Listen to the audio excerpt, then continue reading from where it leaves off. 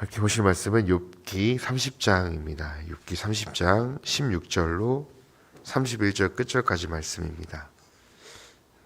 욥기 30장 16절로 31절.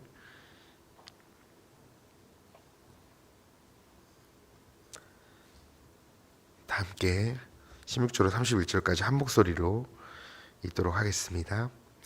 이제는 내 생명이 내 속에서 녹으니 환난날이 나를 사로잡음이라. 밤이 되면 내 뼈가 쑤시니 나의 아픔이 쉬지 아니하는구나. 그가 큰 능력으로 나의 옷을 떨쳐 버리시며 나의 옷깃처럼 나를 휘어잡으시는구나. 하나님이 나를 진흙 가운데 던지셨고 나를 티끌과 재 같게 하셨구나. 내가 주께 부르짖으나 주께서 대답하지 아니하시오며 내가 섰사오나 주께서 나를 돌아보지 아니하시나이다. 주께서 돌이켜 내게 잔혹하게 하시고 힘있는 손으로 나를 대적하시나이다. 나를 바람 위에 들어 불러가게 하시며 무거운 힘으로 나를 던져 버리시나이다. 내가 아나이다. 주께서 나를 죽게 하사 모든 생물을 위하여 정한 집으로 돌려보내시리이다. 그러나 사람이 넘어질 때에 어찌 손을 펴지 아니하며 재앙을 당할 때에 어찌 도움을 부르짖지 아니하리이까. 고생의 나를 보내는 자를 위하여 내가 울지 아니하였는가. 빈궁한 자를 위하여 내 마음에 근심하지 아니하였는가. 내가 복을 바랐더니 화가 왔고 광명을 기다렸더니 흑암이 왔구나. 내 마음이 들끓어 고요함이 없구나. 환난날이 내게 임하였구나. 나는 햇볕에 쬐쬐 검어진 피부를 가지고 걸으며 회중 가운데 서서 도움을 부르짖고 있느니라.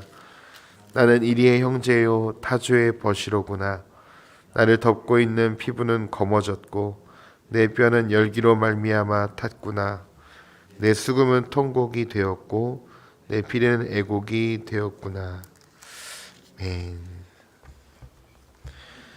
욥기 30장 이 전반부 어제 목사님께서 나눠주셨던 1절로 15절은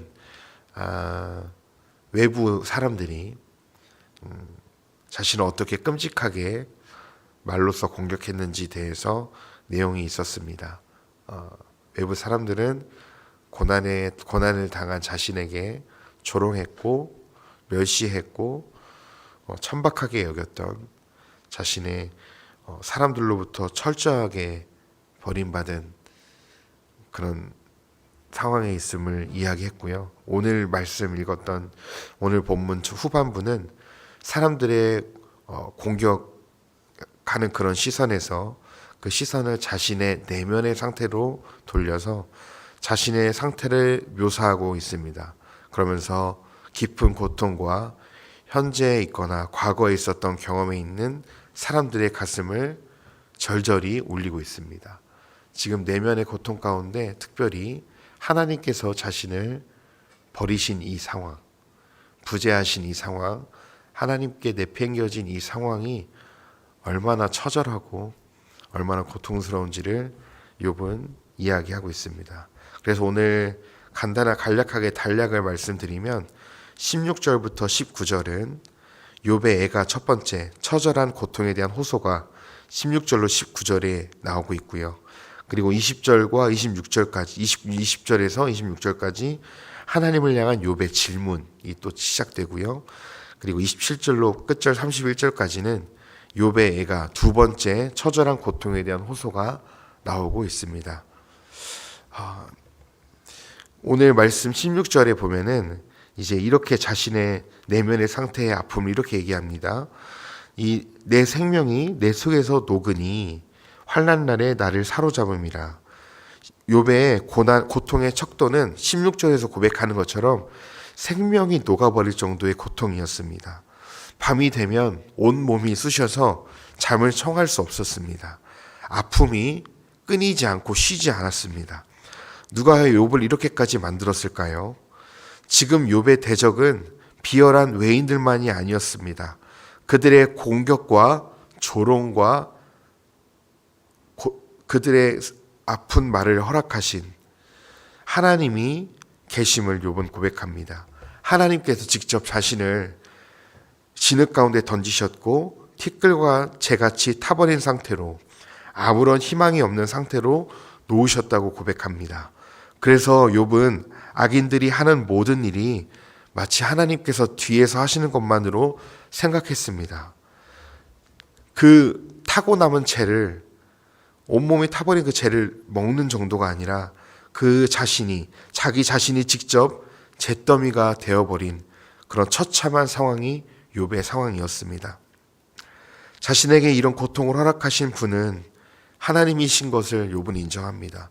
하나님이 내팽개치셨고 내가 부르셨지만 하나님은 듣지 않으셨다고 이야기합니다. 그러나 놀라운 것은요, 오늘 말씀 어디에도 하나님을 향한 한마디 원망은 찾아볼 수 없습니다. 하나님이 나에게 왜 이런 고통을 주셨는가 반문은 하지만 하나님을 향해서 결코 욕하거나 하나님을 원망하는 욥의 고백은 찾아보기 어렵습니다. 참으로 놀랍습니다. 이 정도 자신의 몸까지, 자신의 재산과 자녀들 뿐만 아니라 몸까지 이렇게 죽음에 가까이 하게 되면 참 원망이 충분히 나올 수 있을 것 같거든요. 근데 욥은 단 한마디도 원망하지 않은 것을 볼 수 있습니다.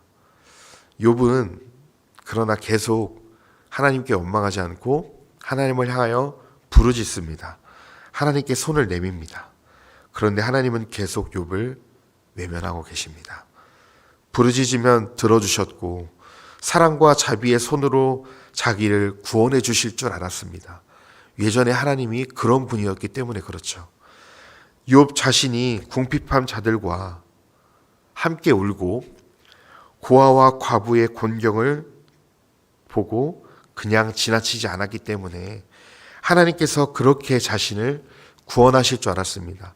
자신은 의롭게 살았기 때문에 하나님을 경외할 뿐만 아니라 연약한 자들까지도 돌봤기 때문에 하나님이 자신이 부르짖을 때 도와주시고 사람들과 친구들을 보내주셔서 자기를 위로해 주실 줄 알았는데 그 반대였죠.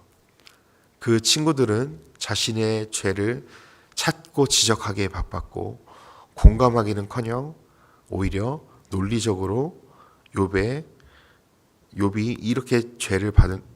이렇게 환난을 받은 상황은 분명한 욥의 실수와 자녀들의 죄 때문이라고 친구들에게 멸시를 당하게 됩니다. 사람들에게도 이렇게 멸시를 받았는데 이 욥은 하나님께도 버림을 받은 상태가 되었습니다. 이 욥이 이렇게 육체가 힘든 것은 어떤 고역과 노동을 해서가 아니라 마음이 힘들었기 때문이었습니다.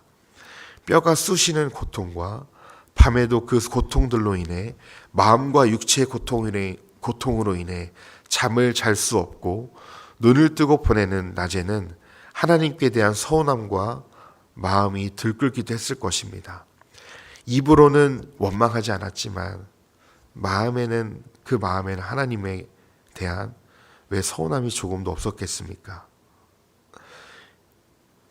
의인에게는 결코 어울리지 않은 삶의 결과가 욥에게 나타났습니다. 고생하는 자들을 위해 욥은 울어주었고 빈궁한 자를 위하여 같이 근심해 주었고 재앙을 당할 때 하나님께 욥은 기도했습니다. 그런데 하나님은 외면하셨습니다. 그는 늘 최선을 다해서 구했는데 하나님은 최악으로 갚고 계신 것만 같았습니다. 하나님께서 정말 욥에게 이러셔도 되는 걸까요? 이제 욥 앞에 놓인 것은 죽음뿐인 것만 같습니다. 소망이 다 끊어진 상태인 것 같습니다. 그의 귀에는 욥이 고백했던 것처럼 장송곡이 들렸고 그의 눈앞에는 벌써 장례식이 치러지는 것만 같은 그런 처참한 상황에 놓였습니다. 우리에게도 때로는 이렇게 이해할 수 없는 일들이 벌어지곤 합니다. 하나님이 정말 살아계시다면 어떻게 이런 일이 벌어질 수 있는가? 우리의 삶의 문제나 고난 앞에서 우리는 다 해석할 수 없는 한계를 가진 존재임을 보게 됩니다. 그 고난을 통해 우리의 믿음을 단단하게 만들어 가시고 그 뒤에 더 큰 뜻이 있는 줄 머리로는 알지만 그럼에도 우리는 해석되지 않는 고난 앞에서 믿음이 쉽게 흔들리고 우리의 신앙이 무기력해지기도 합니다. 이유라도 알려주시고 이 고난을 통해 무엇을 하시고자 하는지라도 좀 알려주시면 좀 답답한 마음이라도 사그라들겠는데 아무런 대답 없이 침묵하시니 우리는 때로 해석되지 않는 일을 만났을 때 하나님의 부재하심을 경험할 때 나의 마음은 지쳐가고 기도도 나오지 않는 상황으로 무기력해져 가진 그런 상황에 놓일 때도 있습니다. 그래서 성도님들, 우리가 기억해야 될 게 있습니다.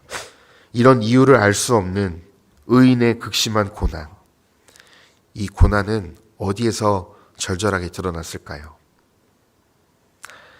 바로 예수님의 십자가에서 이 의인의 고난은 절정으로 일어났습니다.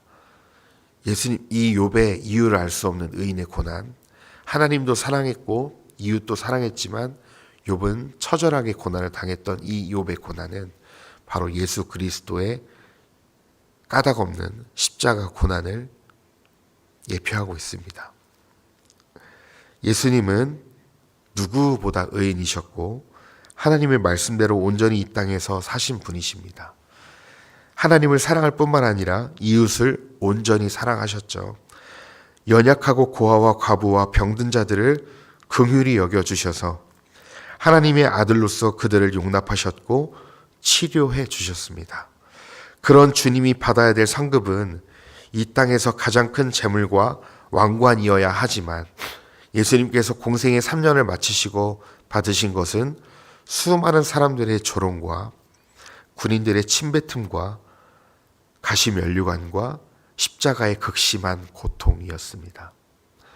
예수님은 6시간 동안 십자가에 달려서 몸의 모든 물과 피를 쏟으시기까지 하나님이 허락하신 고통을 견뎌야만 했습니다. 이 아들이 고통받고 있던 그때 하나님 어떻게 하셨죠? 하나님은 하늘에서 내려오지 않으셨습니다. 아들의 고통에 고난에 하나님은 침묵하셨습니다. 하늘의 문을 닫으셨고 하늘에는 흑암으로 가득 채워졌습니다. 예수님이야말로 가장 큰 대가를 받으시고 영광을 받으셔야 하지만 가시면류관을 쓰시고 고통과 수치를 당하셨습니다. 그런 예수님은 다 끝난 것만 같은 십자가에서 죽으셨지만 3일 만에 부활하셨고 죽음을 이기시고 죽음 앞에 잠자던 자들의 첫 열매가 되셔서 우리에게 부활의 소망을 허락해 주셨습니다. 예수님은 아무런 죄가 없으신 어린 양과 같은 깨끗하신 분이었습니다. 그러나 그 어린 양 되신 예수님이 우리의 모든 죄를 당신에게 전가시키셔서 우리의 죄를 짊어지시고 비아돌로로사 골고다를 묵묵히 올라가시죠. 예수님의 고통으로 인해 우리는 가장 귀한 영원한 생명을 얻었습니다. 그리고 가장 복된 하나님의 자녀라는 명분을 얻게 되었습니다. 우리는 그 예수님을 따라간다고 이야기하는 그리스도인들입니다.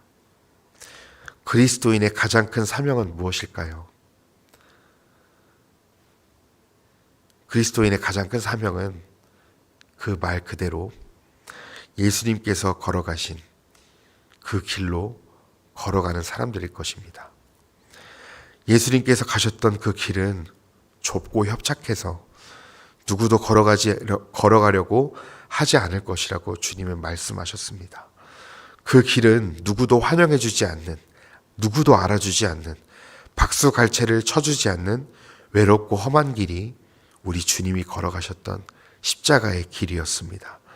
그러나 그 길을 예수님께서 먼저 걸어가셨고 우리에게는 이미 십자가를 통해 예수님께서 승리를 허락해 주셨습니다. 우리는 외롭고 험한 이 길을 홀로 걸어가지 않고 있습니다. 예수님께서 우리와 함께 걸어가고 계십니다. 성도님들이 실패하고 때로는 고난에 있을 때, 이유를 알 수 없는 환난 가운데 있을 때 예수님이 그때도 우리와 함께하고 계십니다. 내가 그 길을 이미 걸어갔었다. 그리고 내가 그 길에서 이미 승리하였다. 예수님 우리에게 말씀하십니다. 혼자 걸어간다면 언젠가 쓰러지고 이 좁은 길을 포기해버릴 것입니다. 그러나 예수님이 우리와 함께 하십니다. 그와 동시에 주님께서 우리에게 교회 공동체를 주셨습니다. 교회 공동체를 주셔서 이 좁고 협착한 길을 함께 걷도록 하셨습니다. 교회 공동체를 통해 서로 격려하고 토닥이며 함께 손을 잡고 이 믿음의 좁은 길을 걸어가기를 주님은 원하십니다. 우리는 혼자 돌을 닦고 혼자 해탈하는 종교가 아니라 우리는 함께 손을 잡고 이 믿음의 길을 걸어가는 연약한 형제들을 붙들어주며 주님 가신 그 길을 함께 걸어가는 교회 공동체로서 우리를 불러주셨습니다. 교회의 사명은요, 어떤 큰 일을 해내고 교회의 이름이 유명해지고 교회가 단순히 사회적으로 영향력을 많이 행사하는 것, 그것이 본질은 아닙니다. 그것은 하나님의 은혜에 대한 반응이지 그것이 교회의 본질은 아닙니다. 교회의 가장 큰 사명은요, 예수님의 제자들이 모여서 그분의 말씀과 뜻대로 살아가는 것입니다. 그분이 걸어가신 그 섬김과 사랑의 길을 걸어가는 것입니다. 그 길이 좁고 매우 어렵기 때문에 함께 붙들어주며 그 길을 걸어가는 것이 저는 교회의 가장 큰 사명이라고 믿습니다. 거창한 일을 하지 않아도, 교회가 유명해지지 않아도 이 주님이 걸어가신 그 길로 걸어갈 수만 있다면 그것이 바로 교회의 사명대로 사는 길인 줄 믿습니다. 하나님이 우리를 개인으로 부르신 것이 아니라 교회 공동체로 부르셨습니다. 우리의 안에 연약한 자들이 있다면, 긍휼히 여김을 받아야 될 자들이 있다면 그들을 붙들어 주십시오. 주님이 우리를 먼저 붙들어 주시고 주님이 우리를 먼저 용납해 주신 것처럼 교회 안에 연약한 지체들, 어쩌면 나와 마음이 맞지 않는 지체들까지도 우리는 품어 주어야 합니다. 왜냐하면 주님이 우리를 공동체로 부르셨기 때문에 그렇습니다. 연약한 자들을 붙들어 주셔서 또 이 연약한 믿음을 누군가가 나를 붙들어 주어야만 합니다. 그래서 이 믿음의 길을, 이 좁고 협착한 길을, 어쩌면 때로는 고난의 길을 함께 걸어가는 공동체가 우리 낮은숲 공동체 되길 원합니다. 무엇보다 고난 가운데 주님이 우리와 함께 하십니다.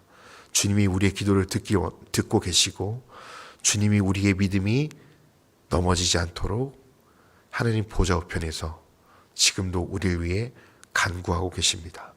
그리고 성령님께서 우리가 아무것도 구할 수 없는 하나님 앞에 탄식하며 좌절해 있을 때 성령님께서 우리를 위해 탄식하시며 우리를 위해 호소하시며 우리가 기도할 수 있도록 도와주실 것입니다. 그 은혜를 힘입어서 사랑으로, 은혜로 이 공동체, 이 믿음의 길을 우리 지체들과 함께 끝까지 갈 수 있도록 연약한 자들을 붙들어 주시고 그들을 위해 기도해 주시는 그런 멋진 사랑의 공동체가 되기를 간절히 소망합니다. 기도하겠습니다. 하나님, 오늘 욥의 이 알 수 없는 의인의 고난이 예수님의 고난을 향하는 것임을 우리로 하여금 깨닫게 하시고 알려주셔서 감사합니다. 주님이 그 길을 먼저 걸어가셨고 그 길은 고난과 좁고 협착한 길이지만 결국에는 누군가를 살려내는 길이었고 결국에는 누군가를 구원해내는 길이었음을 예수님의 삶을 통해 십자가를 통해 보았습니다. 주님, 때로는 교회가 고난을 당하고 우리가 환난을 당하지만 그런 우리의 시간들조차도 결국에는 주님이 선으로 사용하셔서 누군가의 삶을 살려내고 우리의 삶을 통해 누군가의 삶에 위로가 되어지는 그런 통로로 우리의 삶을 사용하여 주실 줄 믿습니다. 주님, 우리가 고난의 터널을 지나고 있다 할지라도 하나님께 부르짖지만 하나님을 향하여 원망하지는 않을 수 있도록 주님, 우리의 마음을 지켜주시고 주님을 향한 신뢰가 끊이지 않도록 주님, 우리의 마음을 붙들어 주시옵소서. 주님, 우리의 연약한 지체들이 있다면, 마음이 힘들어서 기도조차 할 수 없는 지체들이 있다면 우리가 그들을 위로하게 하여 주시고 그들을 긍휼히 여기는 귀한 성도님들의 삶이 될 수 있도록 주님, 우리가 주님을 닮은 삶을 살아갈 수 있도록 우리의 삶을 사용하여 주시옵소서. 감사드립니다. 사랑하고 경배하며 살아계신 예수님의 이름으로 기도했습니다. 아멘.